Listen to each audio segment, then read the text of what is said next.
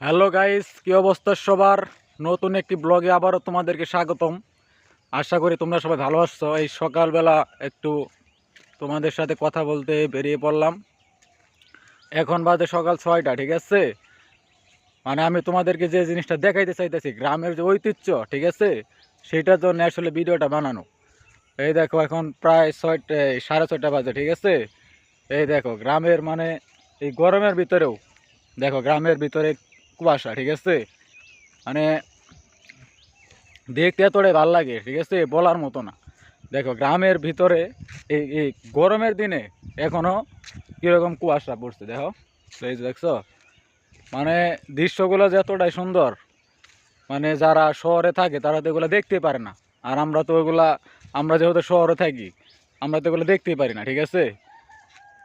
আর এই যে মনে করে যে সূর্য মানে যে মাত্র উঠতেছে, যে ঠিক আছে, দেখো তাও দেখো কত কুয়াশা, মানে কুয়াশা দেখতেছো। মানে কি বলবো ভাই, গ্রামের যে একটা সুন্দর দৃশ্য, মানে খুবই সুন্দর ভাই, ঠিক আছে? মানে গ্রামে থাকলে মানে সত্যি অনেক ভাল লাগে ভাই, ঠিক আছে? মানে কি বলবো, মানে 2-3 দিন ধরে বেড়াইতেছি, মানে অনেক ভাল লাগতেছে, ঠিক আছে?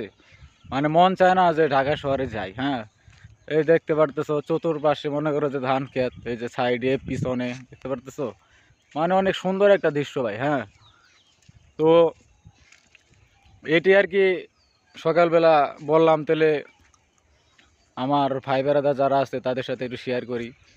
মানে খুব সুন্দর একটা পরিবেশ। হ্যাঁ, মানে এতটাই ভালো লাগে ভাই, বলার মতো না।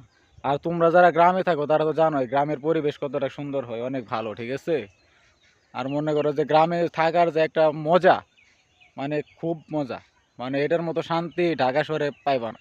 হয়তো ঢাকা শহরে একটু উন্নত, কিন্তু মানে গ্রামের যে একটা পরিবেশ বা থাকার যে একটা শান্তি, ঠিক আছে, মানে এটা আর কি ঢাকা শহরে পাওয়া যায় না ভাই, বুঝছো? মানে খুবই ভালো লাগে গ্রামে, ঠিক আছে?